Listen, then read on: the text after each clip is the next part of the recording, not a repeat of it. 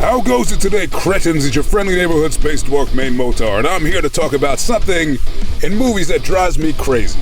Masked killers.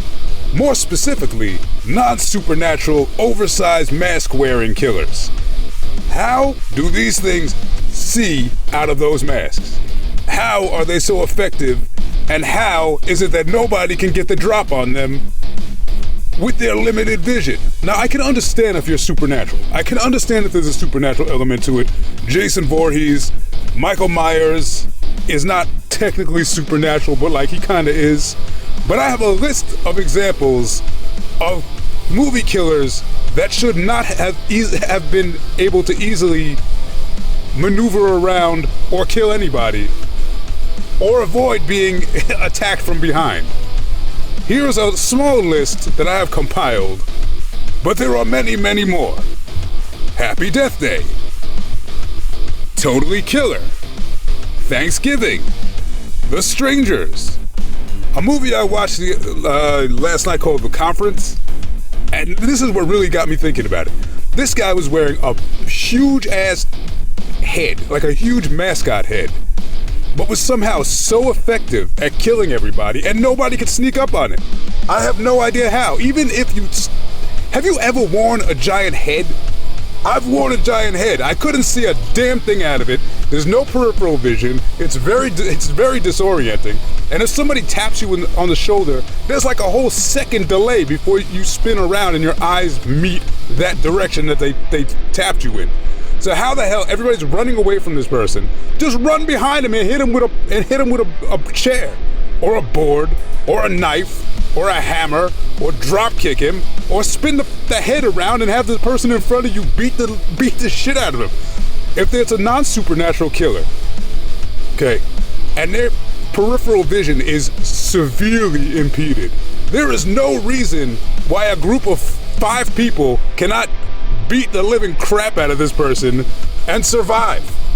It's just moving around, maneuvering through a store in a stupid giant dog head that I had to wear for work was one of the most disorienting and pain in the ass things to do. I was bumping into everything. I was bumping into people. I can't imagine chasing somebody through a dark warehouse full of crap, jumping over stuff, and chasing people down and not falling over everything. It drives me crazy. Every time I see a movie like this, it totally takes me out of the movie. It totally breaks my belief in the thing. I know it shouldn't. I know there should be a suspension of disbelief there, but it drives me crazy because, like, the physics of it, like I said, unless you're supernatural and you have supernatural, like, senses or whatever, then I can understand. Like, Jason Voorhees, yeah, he can't really, like, I think he has like one eye at some point. Like, anyway, his vision is severely impeded, but he's also supernatural. So I give it to him that, you know, he can maneuver around with his supernatural powers. The guy from Thanksgiving, John Carver, there's no way that he could navigate through any forest or any, like, warehouse or, like, smoke, like, narrow, like, area, like, even just running through the house chasing somebody in the dark. There's no way. And this movie, The Conference, this man never wore a giant mascot head ever before. Or maybe he did in his spare time, I don't know. But he put this thing on, and it was like he wasn't even wearing a mask. This thing was so big and so, like, limited. There's no way. There's like maybe like 8 inches of, like, space between his eyes and the eye holes of the mask. There's no way he's gonna be able to effectively chase anybody through anywhere with that thing. He's gonna be falling over shit, and then people are running away. Just run away a little bit, run off to the side, and hit him with a pipe.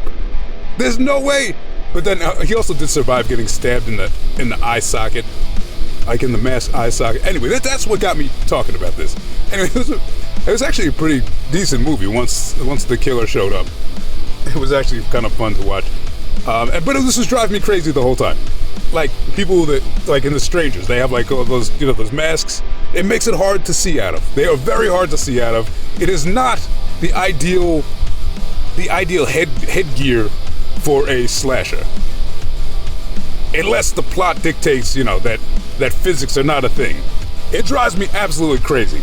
And you know what? And I hope it drives you crazy too. So the next time you watch a movie where the killer has an oversized mask, just think about all the ways that the people could have escaped and defeated the killer because of its limited vision. All right? That's it. It drives me crazy. What else do I have on here?